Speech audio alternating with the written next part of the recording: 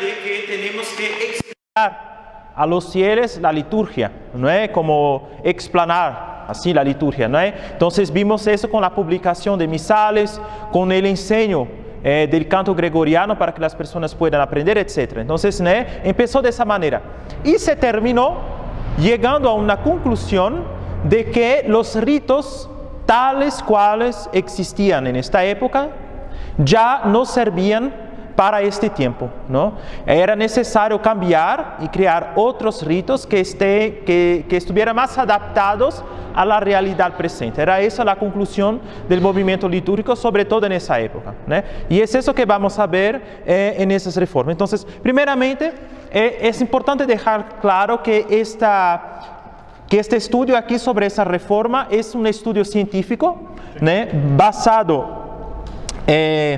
basado en un trabajo hecho en París, ¿no? en la comunidad de Santa Cecilia, dice Santa Cecilia, donde tienen allá la misa tradicional, ¿no? Entonces ahí es un trabajo, vamos a decir, científico. No estamos aquí, no es el objetivo hacer una contestación de la autoridad legítima de la Iglesia, que sea del Papa o de los obispos, no es hacer un trabajo científico, no sobre un evento histórico, no sobre cómo las cosas, ¿no? acontecieron en nuestra historia, ¿no? Y obviamente que hay un objetivo claro, puesto que en esta Iglesia ya por 2 años tenemos la Semana Santa anterior a esta reforma, y es importante de hacer un estudio para que sepamos por qué. ¿Por qué preferir esta a la otra, ¿no? ¿Cuál es el motivo? Obviamente que si tenemos esta elección, tenemos un motivo, ¿no? Es necesario tener un motivo, ¿no? Y es eso que vamos a hacer. Entonces, primeramente, en el mundo de los que siguen la misa, ¿no? La misa de San Pío V, hay pocos que conocen profundamente realmente lo que fueron 2 reformas que precedieron esa reforma. Primero la reforma de 1955 y la de 1911 de San Pío X, pero que ya les había comentado aquí. Muy bien. Entonces, esa reforma fue promulgada a través del decreto de la Sagrada Congregación de los Ritos, llamado Máxima Redemptionis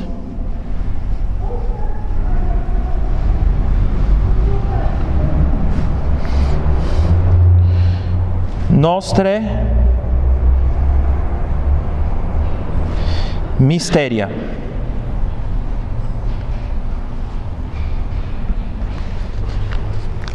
Máxima Redemptionis Nostre Mysteria. Entonces, ese decreto que fue de la Sagrada Congregación de los Ritos promulgó esta nueva Semana Santa.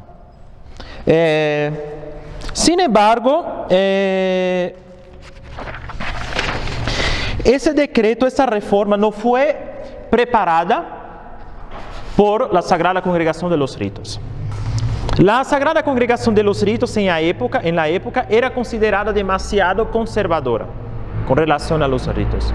Entonces no eran los que hacían parte realmente de esa congregación que iban a preparar esa reforma. Ella fue preparada por la Comisión para la Reforma Litúrgica. Entonces tenemos que nombrar aquí Comisión para la Reforma Litúrgica.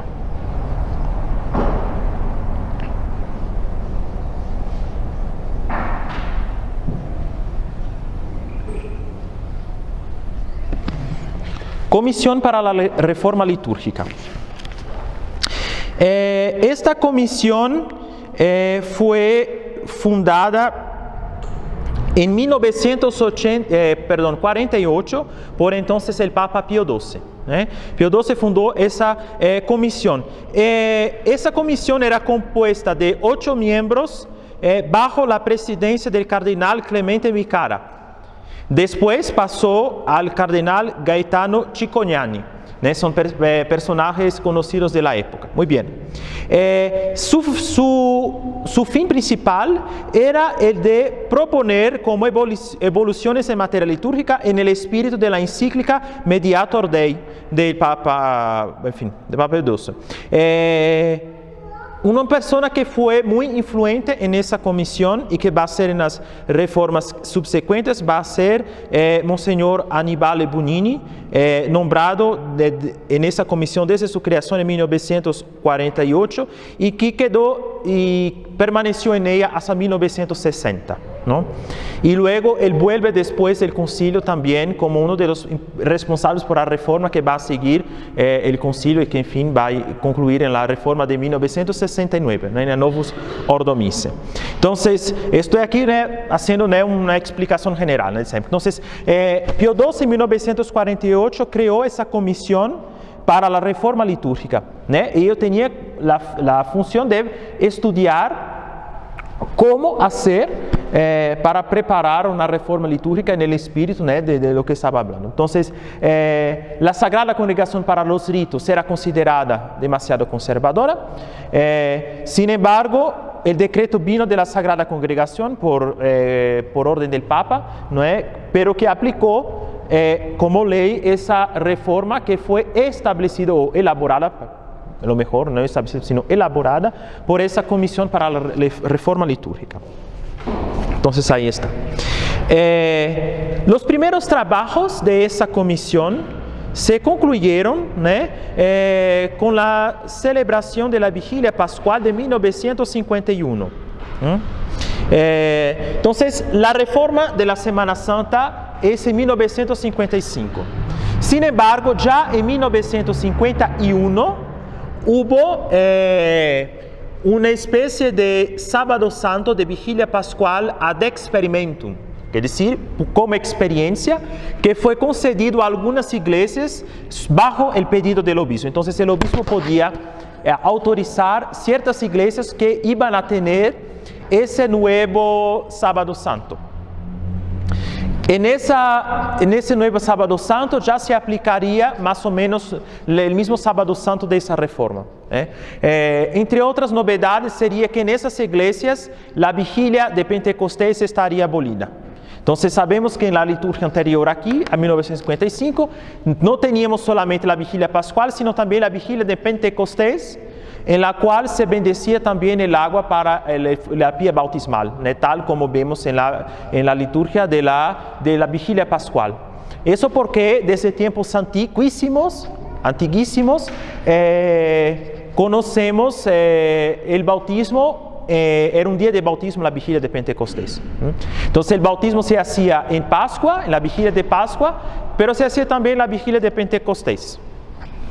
Y como memoria de ese tiempo, tenemos, desde tiempos antiguísimos, esta bendición de la pía bautismal en ese día. La vigilia de Pentecostés siendo una reducción una real reducción de la liturgia del Sábado Santo, muy más simple, pero con una bendición del agua del bautismo.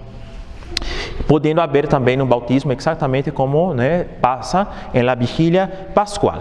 Entonces, pero esa reforma de 1951 no fue una reforma general. Fue algo concedido por experiencia a algunas iglesias bajo el pedido del obispo diocesano. No era algo obligatorio. El misal romano contenía todavía el Sábado Santo del misal de San Pío V. Entonces ahí está. En el mismo año, bajo el efecto de los trabajos de esta comisión, algunos cambios llegaron igualmente en las rúbricas de la misa y del oficio, 1955, llegando en la supresión de casi todas las octavias y vigilias de fiestas, lo que hace, lo que distanció la liturgia romana más aún de las antiguas tradiciones litúrgicas de la Iglesia. Entonces, ¿de qué estoy hablando aquí?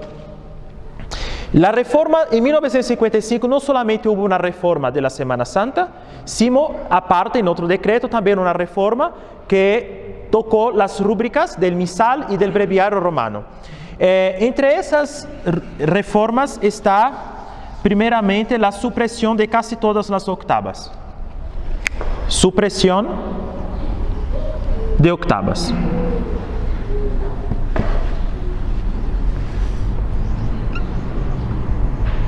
Supresión de octavas.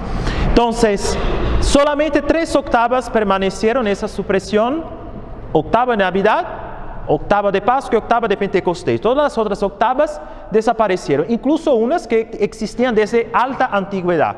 Entonces, si tomamos, por ejemplo, la octava de Epifanía, llevando en consideración que históricamente la fiesta de la Epifanía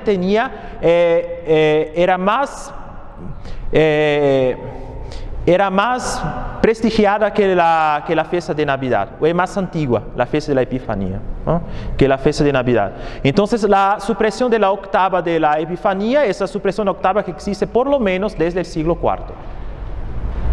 Entonces, es como entonces, supresión de octavas. Igualmente, un cambio muy importante es el cambio del concepto del día litúrgico.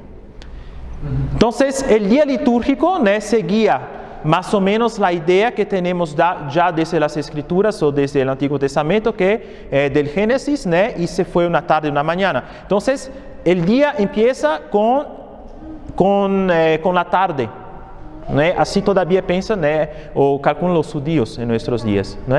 El día empieza cuando empieza la tarde, ¿no?, cuando el sol se va, ¿no?, y no a medianoche, ¿no? El día empezado a medianoche es un concepto romano, es del pueblo romano, ¿no? Sin embargo, el pueblo antiguo, del Antiguo Testamento, tenía el concepto de el día litúrgico empieza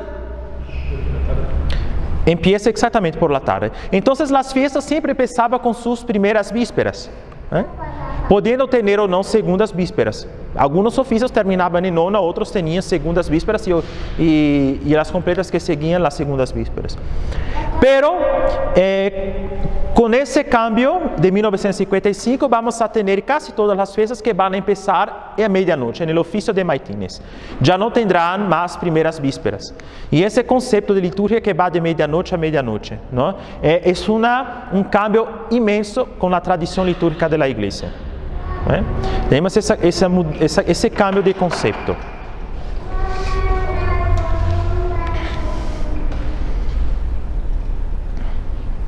Ok. La Comisión para la Reforma Litúrgica fue responsable también por el nuevo Código de Rúbricas de 1960, lo cual condujo a las nuevas ediciones del Breviario Romano de 1961 y del Misal Romano de 1962. Como todas esas modificaciones llevadas a la liturgia entre 1951 y 1960 por la Comisión de la Reforma Litúrgica, es interesante analizar para comprender en qué medida sus trabajos podrían prefigurar las reformas subsecuentes de los años 60. Entonces, aquí estamos.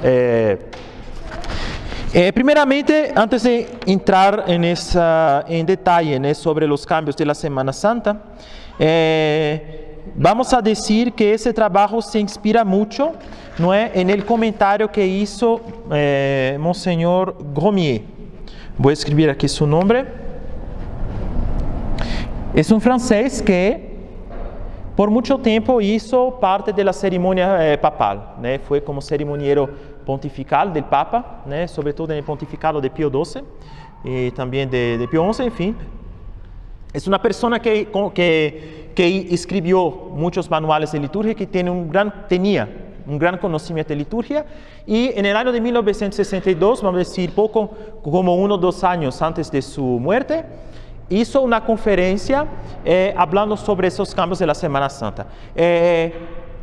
Solamente advierto que él ya utiliza un lenguaje un poco ácido, ¿no?, vamos a decir así, en esa conferencia. No es algo bastante neutro, tiene un lenguaje bastante ácido para expresar ese cambio de esa Semana Santa.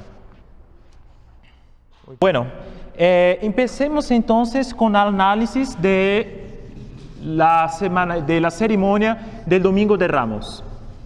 Primeramente vamos a hacer un análisis de la ceremonia tal cual existía antes, ¿no?, como tuvimos aquí este año y el año pasado, ¿no? Entonces, el Domingo de Ramos.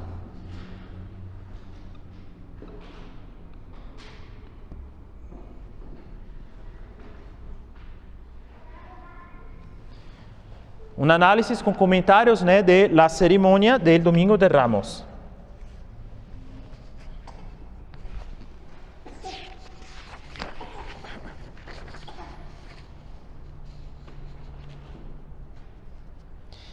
En la edición de los misales del misal romano antes de 1955, la bendición de los ramos se desarrolla en un rito bastante particular, paralelo al rito mismo de la misa, en lo cual la bendición de los ramos tiene el lugar del canon y de la consagración. Las palmas son puestas en el altar mayor, en el maestro altar, en el gran altar de la iglesia. Los ornamentos son morados.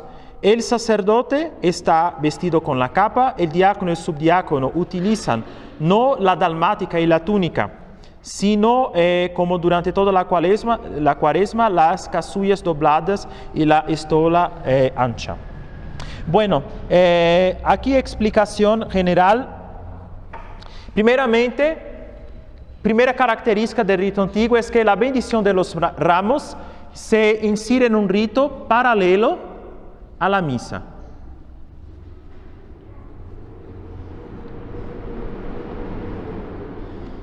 Si ustedes toman el rito, van a ver que el rito antiguo tiene una estructura parecida con la misa, como con un introito, una oración, una epístola, gradual, evangelio. Y en vez de tener el canon, la oración, el prefacio, y en vez de tener el canon, en lo cual vamos a consagrar las hostias, hay las oraciones que sirven para bendecir los ramos. Entonces, la idea es, en vez de consagrar el cuerpo y la sangre del Señor, como hacemos en la misa, consagramos los ramos. Es muy importante de recordar que el prefacio en las bendiciones es una señal de una alta consagración. Entonces, por ejemplo, tenemos el prefacio de la misa, pero tenemos también otros prefacios de consagración que son importantes, como por ejemplo el prefacio antes de las ordenaciones de las órdenes sagradas. El obispo canta un prefacio en lo cual dice las palabras que sirven para consagrar, para dar, para conferir el sacramento de la orden. Entonces, el hecho que esa ceremonia sea bastante grande en el año, entonces tenemos un prefacio que consagra los ramos. Primer marca sobre los ornamentos. Si ustedes ven una misa solemne, en general, van a ver que el celebrante, como siempre, y que está junto con un diácono y un subdiácono.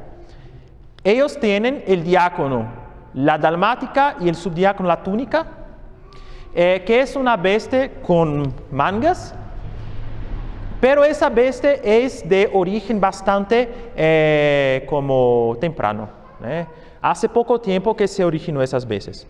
El uso de la casulla doblada en días de penitencia marcaba una alta penitencia. Por eso en tiempos de Adviento, Cuaresma, a la excepción de los domingos en que utilizamos los ornamentos rosas, o que podemos usarlos porque no son obligatorios, el rosa no es obligatorio.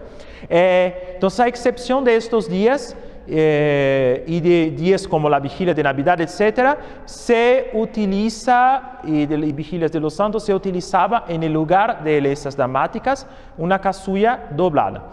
¿Qué quiere decir esa casulla? Es la marca de una gran antigüedad. ¿Por qué? En tiempos antiguos todos utilizaban la casulla, no solamente el sacerdote, sino también los ministros.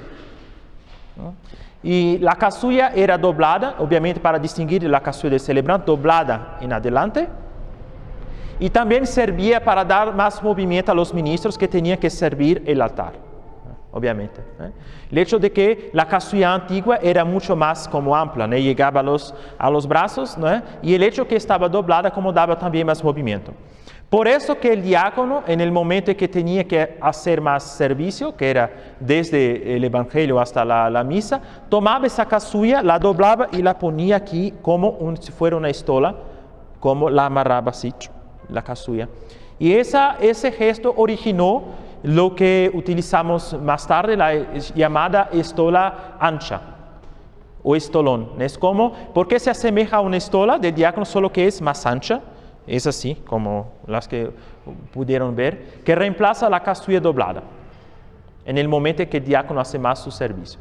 Entonces, primeramente, esos ritos, entonces, para repetir, ¿no? Esas vestes, ellas son una expresión de una antigüedad, ¿no? De un uso más antiguo en la liturgia, que es el uso de la casulla por los ministros y no de la dalmática, y al mismo tiempo se quedó consagrado como un símbolo de alta penitencia, una vez que la dalmática y la túnica son vestes que tienen un carácter festivo, es como vestes de fiesta. Y en los días de penitencia, como para expresar esa penitencia, se reemplazaba esas vestes de fiestas por vestes más sobrias, que es la casulla. Entonces ese es el sentido de utilizar la casulla, por ejemplo, en las misas de la Cuaresma y incluyendo en las misas del Domingo de Ramos y de la Semana Santa, porque son días de penitencia, ¿no? Entonces se reemplaza la veste de fiesta para una veste más penitencial. Ahí está. Entonces, los ritos. Después de la aspersión dominical ordinaria, entonces, como ustedes conocen, antes de la misa principal hay el asperges, en que sacerdotes hay aspergiendo a la gente, en las misas parroquiales. Eso no se hace en las misas pontificales. En la misa celebrada por un obispo hay un rito particular en que el obispo entra en la iglesia y le dan el agua, él se bendice con el agua y ya. Y por eso que en una misa celebrada por un obispo pontifical no hay aspersión de los fieles. Pero en la misa celebrada por un sacerdote sí. Entonces, la misa parroquial, que es la misa celebrada por un sacerdote, tenemos la aspersión ordinaria del domingo, que en este día no es omitida. Entonces, la ceremonia empieza por la aspersión del domingo, antes de la bendición de los ramos. La ceremonia se abre con la antífona que tiene lugar de introito Hosanna Filho David. El celebrante canta una oración que tiene el lugar de la colecta, de la misa. Después viene una lectura del libro del Éxodo que tiene lugar de la epístola, seguida del canto de un responsorio que tiene lugar de gradual. El coro puede cantar a su elección o el responsorio Collegerum Pontifices et Farisei, o entonces el responsorio in Monte Oliveti. Entonces hay dos responsorios a la elección. El coro, aquí lo cantamos el segundo, en Monte Oliveti, pero se puede también cantar el primero, Collegerum Pontifices. Después viene el Evangelio de los Ramos, que es tirado del capítulo 21 de San Mateo, en que se cuenta Jesús entrando en Jerusalén y recibido con ramos. Una oración que tiene lugar de ofertorio y de secreta. La conclusión de esa oración se encadena con un prefacio en el fin de lo cual es cantado el Sanctus, como en la misa. Nos dice, esa ceremonia se asemeja a la celebración de una misa. Se sigue entonces un tipo de canon compuesto de 5 oraciones. A la seguida, el celebrante asperge 3 veces las palmas sobre el altar y les inciensa 3 veces, siguiendo el orden habitual que se encuentra en otras ceremonias: imposición del incienso, aspersión, incensamiento, recitando las asperges hasta el salmo exclusivamente. Entonces, lo que quiero decir es, se sigue una orden habitual de la ceremonia de bendiciones, que el sacerdote impone el incienso, lo bendice, luego el incienso se va al lado, el sacerdote enseguida asperge lo que va a ser bendecido, se pone al lado el agua bendita, vuelve el incienso y así él inciensa el objeto que va a ser bendecido. Es la misma orden que se encuentra en otras bendiciones en que se utiliza agua bendita e incienso. Orden habitual. El celebrante canta enseguida una sexta oración, después distribuye los ramos al clero presente, después al pueblo, mientras que el coro canta las 2 antífonas Pueri Hebreorum, que corresponden a una antífona de comunión. Entonces hay 2 antífonas, Pueri Hebreorum, y esas 2 antífonas como se canta de manera alternada, hasta que la distribución esté terminada. Las repite tanto que la distribución de los ramos no es terminada. Entonces se canta hasta que se termine la distribución. Una vez la distribución concluida, el celebrante canta una séptima oración que corresponde a una postcomunión. El diácono da el orden de empezar la procesión por el procedamos in pace. Sigamos en paz. Procedamos in pace. Todo ese rito de bendición, lo habíamos visto, establece una analogía muy fuerte del sentido entre la bendición de los ramos y la consagración de las santas especies en la misa. Puesto que una simple bendición de un objeto, las palmas reciben una verdadera consagración para esta ceremonia efectuada en el altar, el mestre altar, a lo largo de un prefacio consagratorio de 7 oraciones con prefacio. Se nota que se encuentra también en el rito romano tradicional prefacios consagratorios para las principales bendiciones, lo que acabo de decir, realmente importantes. El Santo Crisma, el cirio pascual, es el canto del Exultet, que sirve para consagrar el cirio, el agua bautismal, la ordenación sacerdotal, el agua en la vigilia de la Epifanía y obviamente en la consagración de las santas especies en la misa, en el prefacio de la misa. El canto del prefacio es la manera que utiliza el rito romano desde su más alta antigüedad para dar gracias al Padre por el Hijo de una manera particularmente solemne. Bueno, aquí está ese comentario. Los liturgistas del siglo XX asimilaron muchas veces un poco rápido esa bendición de los ramos al concepto medieval de misa sica, misa seca. Entonces en latín se dice misa sica. Misa sica. Misa seca. Más que en latín misa y sica con doble S y doble C. Misa sica, misa seca. Una categoría mental práctica y útil, tal vez para comprender la ceremonia, pero un poco abusiva, porque la misa sica designaba precisamente el texto completo de una misa del misal dicho de manera votiva, de manera privada, en lo cual no había ni consagración ni ofertorio. Entonces era una devoción que existía en la Edad Media, que era de leer las partes de la misa, excluyendo el ofertorio y la consagración. Vamos a decir, no era una verdadera misa con consagración. Es como si un laico leyera el texto de la misa, excluyendo el ofertorio y la consagración, solamente por devoción. Es una práctica que existía mucho en la Edad Media. Hoy llamamos también la misa seca, cuando hay un diácono, por ejemplo, que está preparándose para el sacerdocio y tiene que aprender a celebrar la misa. Entonces celebra una falsa misa en privado para aprender cómo hacer la misa. Entonces él está como en una capilla privada para seguir los gestos para que cuando sea un sacerdote sepa cómo hacer para celebrar la misa. Eso es lo que llamamos misa sica. Es algo que sigue el rito de la misa, pero sin tener la consagración, sin ser verdaderamente la misa. Entonces, ¿por qué ese comentario? Porque vamos a ver más adelante que en la Reforma decían que ese rito antiguo de Domingo de Ramos correspondía a esa idea medieval de la misa sica, en lo cual se celebramos el Domingo de Ramos como una especie de falsa misa que sigue el rito de la misa. No fue lo que acabamos de ver, la bendición de los ramos, pero sin tener la consagración de las especies eucarísticas. Sí. Entonces ahí estamos hablando de ese concepto de misa sica. Se puede entender ese contexto, pero hay que pensar que esa bendición de los ramos no es verdaderamente una misa sica.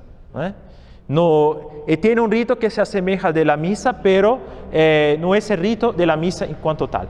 Simplemente es un rito que se asemeja para dar una solemnidad a la bendición de los ramos.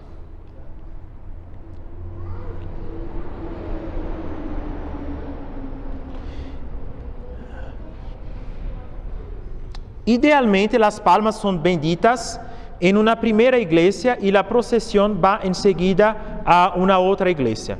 Bueno, eso se dice idealmente, no es algo que es obligatorio.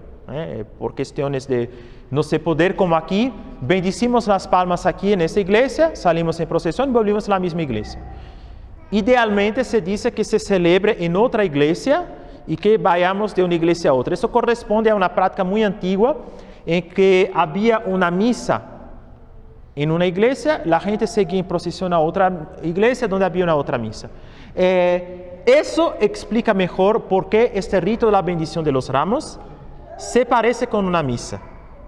Porque corresponde a una práctica antigua en que la gente estaba en una iglesia, había una misa, salía en procesión a una otra iglesia y en la otra iglesia había otra misa de conclusión. ¿Sí? Entonces esa distinción, como dos misas. Eso explica por qué este rito de la bendición de los ramos tiene en su origen la forma de una misa. Obviamente que esa primera misa no existe más en la liturgia de nuestros días, puesto que la bendición de los ramos no es una misa. Acabamos de ver. Bueno.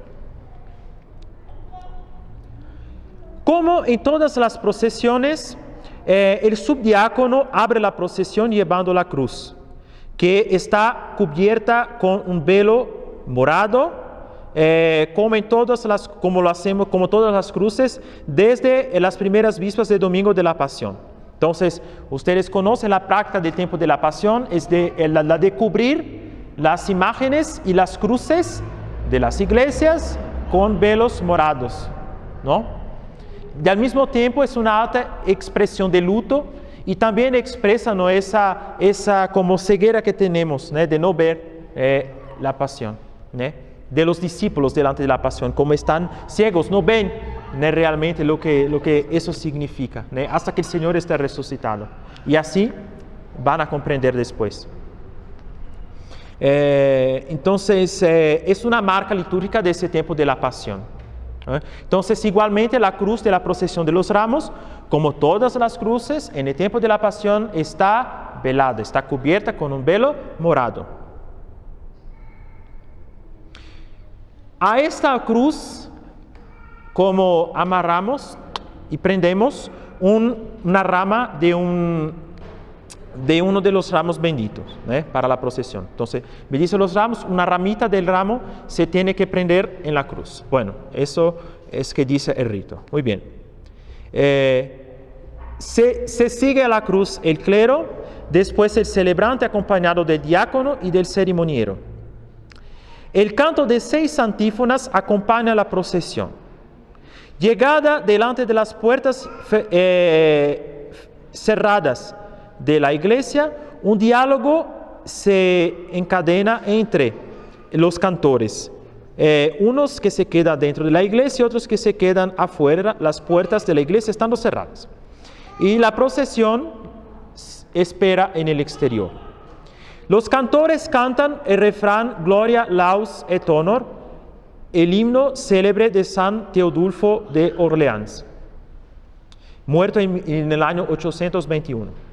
Que es repetido por todos al exterior. Bueno, ustedes conocen esta ceremonia.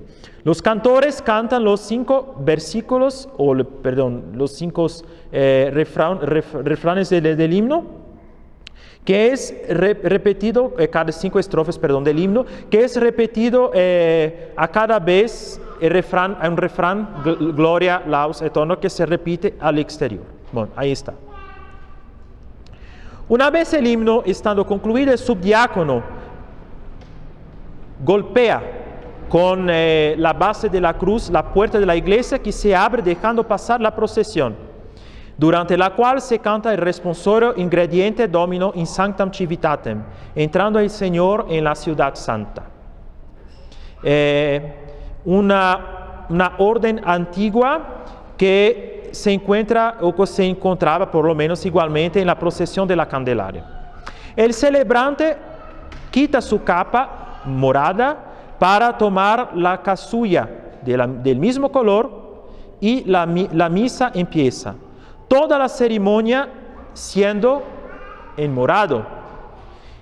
El cambio de vestes no presenta dificultades. Así los ornamentos del altar no necesitan ser cambiados.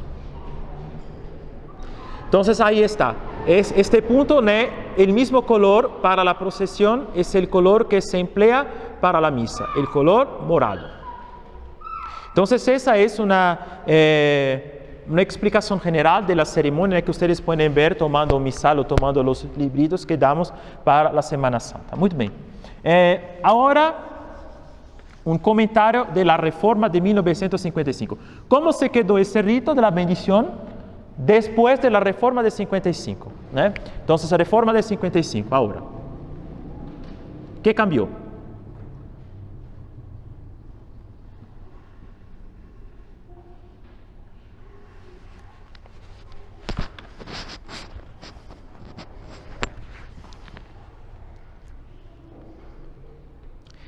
La Reforma de 1955 abole la estructura muy antigua de la consagración de las palmas en lo largo de esta ceremonia, imitando el ordo mise, imitando la celebración de una misa. Todo introduciendo cambios que no tienen necesariamente una función de simplificar la ceremonia, algunos estando en contradicción con la práctica litúrgica habitual del rito romano. Entonces, uno de los puntos de esa reforma es que van a emplear para esos ritos de la Semana Santa, ritos, ceremonias que no existen en otros momentos del año. Lo que es difícil va a ser una dificultad. Entonces, el argumento de simplificación por sí solo se pierde, porque estamos empleando ritos que no se emplean en otros momentos del año. Cuando vamos a preparar la celebración de esa ceremonia para los sacerdotes y los ministros, hay como una confusión, porque estamos empleando ritos diferentes que no se hacen en otro momento. Y que a la hora de ejecutar, como estamos acostumbrados de una manera, llegamos al momento, hay muchos cambios. Entonces hay mucho más a estudiar y a preparar, que en ese rito más antiguo, que sigue más o menos las cosas como se hacen habitualmente. Entonces les había comentado, por ejemplo, de la bendición de los ramos, que con el uso del agua bendita y del incienso, que se hace como se hace en otras ceremonias semejantes. Van a emplear en esa reforma unas ceremonias que siguen otra estructura, lo que nos fuerza a tener que estudiar. Entonces es muy importante, sobre todo para los fieles, de ver los que están celebrando esta ceremonia tienen que y los ministros, los acólitos, y, en fin, tienen que preparar la celebración. Tenemos que estudiar y preparar la celebración. No es solamente, exactamente, no estamos lá solamente bien, tenemos que preparar y estudiar y saber cómo hacer. Y algunos de esos cambios, aunque en sí no representa nada de grande, simplemente como que ponen ceremonias que no se hacen en otros momentos y que causan confusión. Entonces, primeramente, el color de los ornamentos de la ceremonia de la bendición y la procesión de los ramos se cambia. Los ornamentos dejan de ser morados para ser rojos. Entonces hay un cambio en el color de los ornamentos durante la bendición y procesión de los ramos. El color morado continúa siendo el color para la misa. Entonces a partir de ese día tenemos dos colores en este día, uno para la bendición y la procesión, otro para la misa. ¿Por qué ese cambio? En el espíritu de la Comisión para la Reforma Litúrgica, la procesión de los ramos se convierte en una procesión en honor de Cristo Rey. Así, el himno Gloria, Laus et Honor recibe el título Hymnus ad Christum Regem. El título, himno a Cristo Rey. Una rúbrica fue añadida a la procesión para indicar que se puede cantar en ella el cántico moderno, en ese caso, Christus Vincit, que nunca fuera utilizado en este rito. En este rito nunca fuera antes utilizado. O todo otro canto o himno en honor de Cristo Rey. Se lee en los archivos de la comisión que se quería emplear el rojo ¿Por qué ese color había sido empleado en la Edad Media para esta ceremonia? Que este color permitiría de distinguir la procesión del resto de la liturgia de ese domingo como algo sui generis, separado, como una ceremonia diferente de la que tenemos en el resto del día. Y que el rojo marca más, de manera mejor, el carácter real de la realeza que se quiere conferir a esta procesión, porque él recuerda la púrpura real. Saben que la púrpura era el color real, ¿no? El de los reyes, ¿no? Como los emperadores, ¿no? Era el color que representaba la realeza. Los motivos evocados para ese cambio de color nos llama a varias observaciones. Primero, la justificativa o la justificación por la historia para apoyar el cambio del color se hizo en una idea avanzada por un profesor de teología pastoral de un seminario suizo, sin ningún estudio que fue realizado sobre ese sujeto, sobre el tema. Entonces, no fue realizado un estudio aprofundado sobre realmente cómo se hacía en Edad Media esa ceremonia, simplemente a partir de un presupuesto, ¿no? En la Edad Media, ¿no? Pienso, ¿no? Que era utilizado el color, no sé, el color rojo. Bueno, no hay un estudio muy aprofundado sobre realmente cómo la ceremonia era en Edad Media, ¿no? Es como una cosa bastante superficial, ¿no? Fue basado en un estudio superficial. Y por eso el rito romano nunca empleó el rojo en esa procesión. Los colores que se encuentran en uso en Edad Media y que se pueden observar enseguida en la variedad de usos diocesanos son el morado u su variante el azul. En muchas diócesis de Francia, el azul era un color de sustitución al morado, ¿no? Están aquí hablando de la liturgia que se celebraban en Francia, ¿no? No es como aquí, no es que por privilegio, ¿no? El color azul representa la Inmaculada Concepción, es un color mariano, no. Aquí en Francia el color azul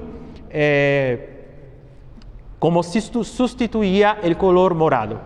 Esa distinción se ve mucho, por ejemplo, en Oriente, ¿no? Si tomamos, por ejemplo, el rito bizantino, en que normalmente nada más distingue dos tipos de colores, los colores claros de los colores oscuros. Los oscuros siendo los colores de penitencia. Entonces, a veces el color de la penitencia es el azul, porque es el azul fuerte, como oscuro, porque es un color de penitencia, ¿no? Y los colores claros siendo para las fiestas. O todavía como en París, el negro, ¿no? Se empleaba como en el Viernes Santo el color negro para ese tiempo de la Pasión, como era en la liturgia de París antigua.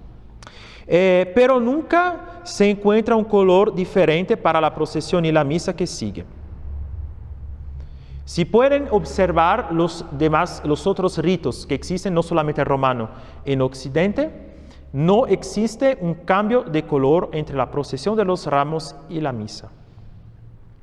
El rito ambrosiano, el rito que llamamos milanés, ¿no? De San Ambrosio, celebrado en Milán, emplea el rojo, pero únicamente para la misa,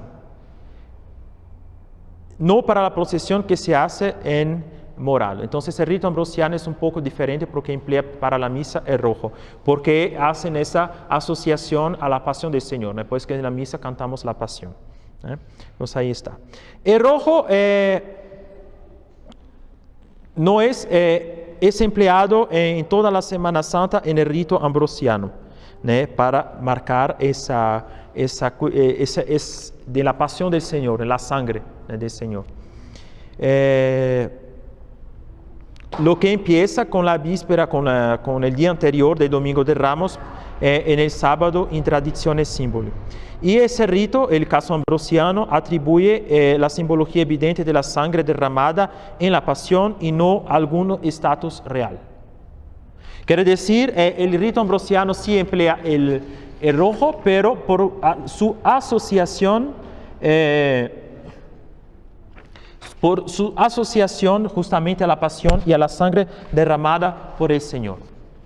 El rito ambrosiano no emplea el rojo por asociación a la realeza.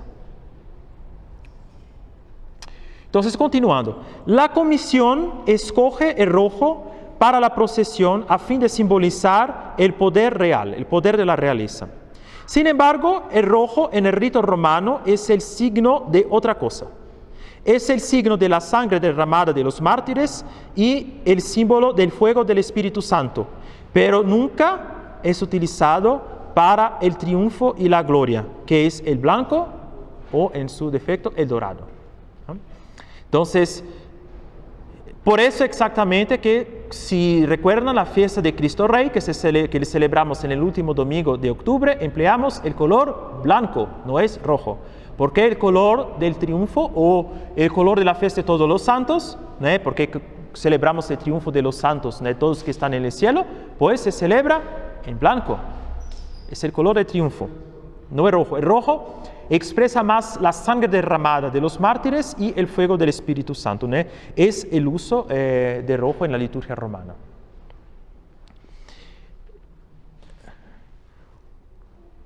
Un otro problema es de asociar el rojo a la púrpura imperial, el color real por excelencia. Porque la púrpura es mucho más próximo del morado que del rojo. No sé si comprenden, la púrpura es como el color lila, no es exactamente el rojo. Entonces decir el rojo por estar próximo de la púrpura y rojo no son el mismo color. Ahí está.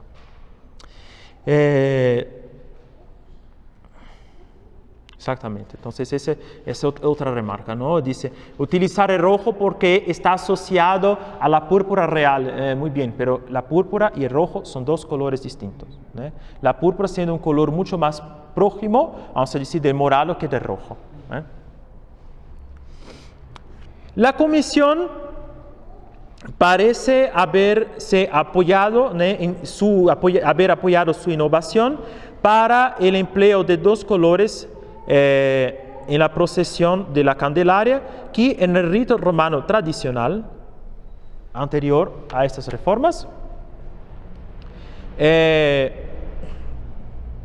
se hace en el color morado, pero la misa que se hace en blanco. Entonces, es otro cambio que va a ser hecho después. Van a emplear dos colores distintos para la procesión de los ramos, diferente de la misa, pero van a establecer un solo color para la Candelaria. Al paso que el uso antiguo es de hacer la Candelaria, la bendición y la procesión, con el color morado, y solamente en la misa utilizar el blanco, la misa de la purificación de Nuestra Señora. No se note, sin embargo, que la misma comisión va a suprimir más tarde la distinción de colores de la Candelaria y imponer el blanco para toda la ceremonia en las rúbricas de 1960. Ese cambio va a ser en 1960. Mucho se escribió sobre la distinción de los colores en la Candelaria. La hipótesis más interesante muestra que, en realidad, en las liturgias medievales nunca se salía para fuera de la iglesia con vestiduras claras, sino con vestiduras oscuras, con vestiduras oscuras, por una simple cuestión de buen senso práctico. Se aseñala en el pasaje que en el rito bizantino la única distinción, lo que acabé de decirles, la única distinción entre colores litúrgicos que se hace es entre colores claros y colores oscuros. Unos para exprimir, los claros para exprimir la alegría, los otros, en el caso de los colores oscuros, para exprimir la penitencia. En ese rito el rojo es un color claro de fiesta. El azul o el morado son colores oscuros de días de penitencia, concepto que se encuentra en la Edad Media en Occidente. Por una simple cuestión práctica, por el frío, no sé, por el sol, etc., las procesiones fuera de la iglesia se hacían siempre con colores oscuros.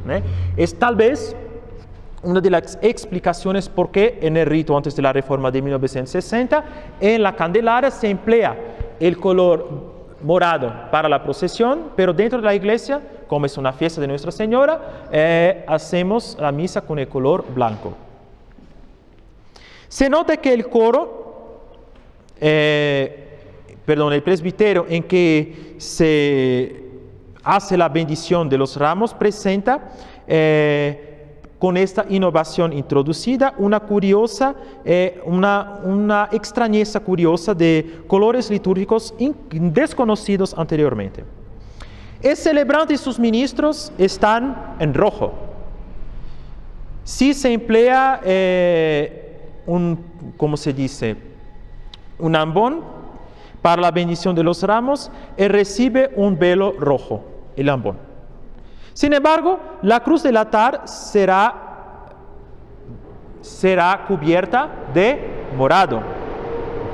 Pero el antipón, que es decir, los paramentos del altar, si existen, están en rojo para la bendición y tienen que ser cambiados para el morado cuando empieza la misa. El velo del tabernáculo, del sagrario, tiene que ser rojo para la bendición y morado para la misa. Desde la bendición de los ramos, la credencia de la misa está ya preparada y entonces un velo humeral morado la recubre. En otras palabras, hay una mezcla de colores entre rojo y morado en el presbiterio que se pueden ver en esta ceremonia. Se ve rojo y morado aquí y ahí, en la misma ceremonia. Ok, el diácono y el subdiácono tienen, a partir de ahora, que utilizar dalmática y túnica rojas, allá donde antes utilizaban las casullas dobladas moradas. Entonces se convirtió en una necesidad a los 3 ministros de cambiarse entre el fin de la procesión y el comienzo de la misa, cambiarse todos los ornamentos, porque hay que cambiar de color, obviamente. Igualmente, las cruces cubiertas, las casullas dobladas eran, sin embargo, una señal de una alta antigüedad que empleaba el rito romano para significar la tristeza y la tristeza, como se dice, el recogimiento, que acompaña también esa procesión que conmemora el Salvador andando para su pasión y para su muerte. Entonces, obviamente, hay que dejar claro que esta procesión de los ramos también tiene ese sentido. El Señor está yendo a Jerusalén para ser crucificado. Está subiendo a Jerusalén. Incluso él dijo a sus discípulos: vamos a subir a Jerusalén y el Hijo del Hombre va a ser crucificado y a escupir y todo, y va a resucitar el tercer día. Él había advertido a los apóstoles antes de subir a Jerusalén para la fiesta. Entonces, el Señor es recibido con ramos, de palmera de olivera, pero lo sabemos muy bien, Él está en marcha, en procesión, para el lugar de su suplicio. Es lo que sabemos. Entonces, el color penitencial, el color morado para los ramos no es algo sin sentido. ¿Sí comprenden?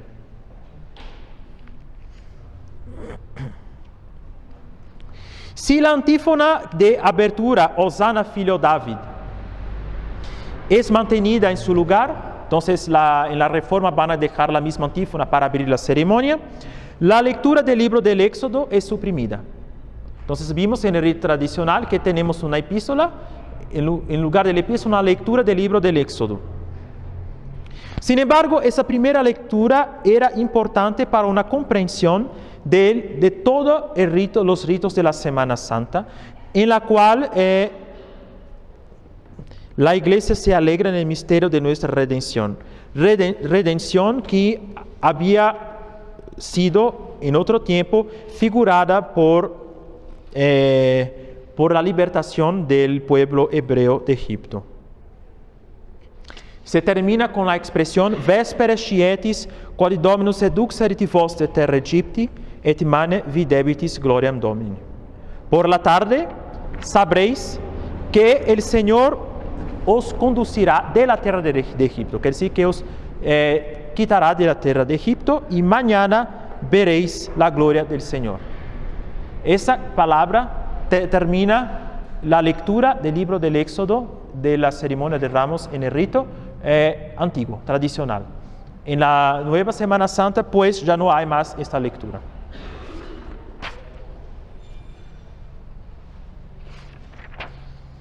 Esa lectura, que es tomada de los capítulos 15 y 16 del Éxodo, muestra el pueblo hebreo en el desierto rebellándose contra Moisés y Aarón porque tenían hambre. Y la intervención de Dios diciendo que iba a hacer caer la mana del cielo para alimentarlos. Ecce ego pluam vobis panes de cielo. He aquí que yo haré llover del cielo, haré llover, ¿cómo se dice? Hacer llover panes del cielo, perdón, así se dice. Que siempre fue interpretada por la tradición patrística como una alusión profética a la institución de la Eucaristía del Jueves Santo, como el Señor que va a hacer el pan venir del cielo. Ya tiene una asociación ya con el Jueves Santo, la institución de la Eucaristía. Muy bien. En fin, una salida triunfante de Egipto y de otro lugar la multitud que reclama la crucifixión de Cristo, esa misma multitud que antes aclamaba triunfalmente su entrada en Jerusalén, algunos días antes con ramos de palmera. El responsorio que tenía lugar del gradual es suprimido. Los dos textos propuestos anteriormente a la elección del coro, collegerum pontifices et farisei, se reunieron, ¿qué quiere decir? Se reunieron los pontífices y fariseos, o el versículo y el responsorio, in Monte Oliveti, en el Monte de las Oliveras, verdaderas maravillas, dígase, en el plan musical, anunciaban claramente la pasión de Cristo. Ahora, la voluntad manifiesta de la Comisión para la Reforma Litúrgica, aquí, como en la supresión de la profecía del Éxodo, parece haber sido la de banir todo elemento no triunfalista de la ceremonia de los ramos y desconectarlo la procesión de la misa que sigue. De hacer que todo elemento que recuerde la pasión de Cristo en la ceremonia de los ramos desaparezca para estar solamente presente en la misa.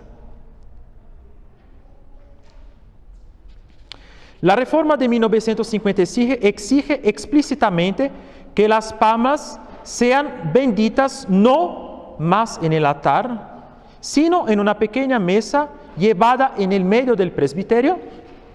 Entonces, para tener una idea, vamos a decir, aquí tenemos el presbiterio, vamos a poner aquí en el medio del presbiterio una mesa.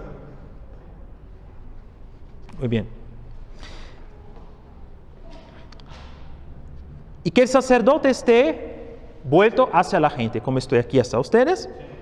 Entonces, aquí tengo la cruz del altar, yo me he vuelto a la cruz, pongo así delante de ustedes, aquí tengo una mesa, aquí están los ramos. Es así que se prevé el rito reformado, ¿no? No es más la bendición en el altar con los ramos que se ponen al lado del altar, como lo hacemos en otras bendiciones como la Candelaria o como en la bendición de las cenizas para el miércoles santo. Dígase que se hace así en los otros días. A partir de ahora tenemos una bendición que se hace aquí en el medio del presbiterio. El sacerdote teniendo que estar vuelto hacia la gente con la mesa que se pone en el medio. Muy bien. De manera que así la gente pueda ver la mesa.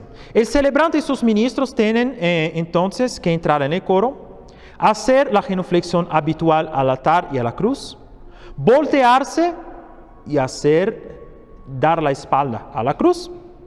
Es la primera vez en la historia del rito romano que es efectuada ese cambio de focalización, de dirección.